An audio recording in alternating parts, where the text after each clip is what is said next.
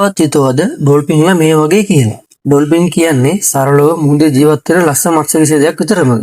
නෑ. සයන්ටිස්ට්ලා කියන විදිහට ඩොල්ෆින්ස්ලා ලෝකයේ වඩා බුද්ධිමත්ම සත්ත්ව විශේෂ වලින් එකක්. එහෙනම් අද අපි බලමු ඩොල්ෆින්ස්ලා ගැන ඔබ කවදාවත් හිතපු නැති මනස අවුල් කරන කරුණු කිහිපයක්. අංක 1. ඩොල්ෆින්ස්ලාට ගැටලු නිරාකරණය කිරීමේ හැකියාව තියෙනවා. විශේෂයෙන් බොටල් නෝස් ඩොල්ෆින් කියලා හඳුන්වන ඩොල්ෆින් වර්ගය ගැන රිසර්ච් ගොඩක් කරලා තියෙනවා. මෙම බොටල් නෝස් ඩොල්ෆින් හෙවත් බෝතල් හැඩදී නාසයක් පිහිටි ඩොල්ෆින් මුහුදු පතලේ තියෙන ස්පොන්ජ් වගේ කොටස් හිසේ රඳවගෙන දඩයම් කිරීමට පවා පුරුදු වී සිටින බව නිරීක්ෂණය කරලා තියෙනවා. ඒකෙන් එයාලට ස්කින් එකට ආරක්ෂාව සැපයන බවත් පහසුවෙන් ගොදුරු සොයා ගැනීමේ හැකියාවක් තියෙනවා කියලා ගවේෂකයෝ කියනවා. ඇත්තට මේක සතුන් අතර දුර්ලභ හැසිරීම් වලින් එකක්. අංක 2. ඩොල්ෆින්ස්ලා එකිනෙකාට සංවේදනය කරන්න විසිල් භාවිතා කරනවා.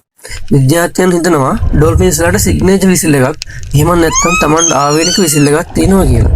ඒක සාමාන්‍යයෙන් ඒ ඩොල්ෆින්ගේ නම වගේ.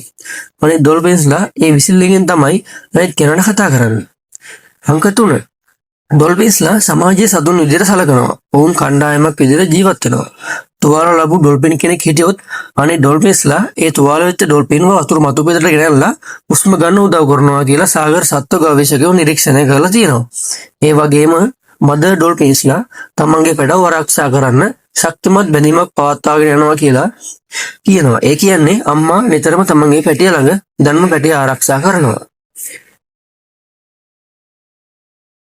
ඩොල්ෆින්ස්ලා කියුට් විතරක් නෙවෙයි. මොවුන් ස්මාර්ට් සෝෂල් සහ ඉමෝෂනල් ක්‍රියේචර්ස් විදිහට තමයි සැලකන්නේ.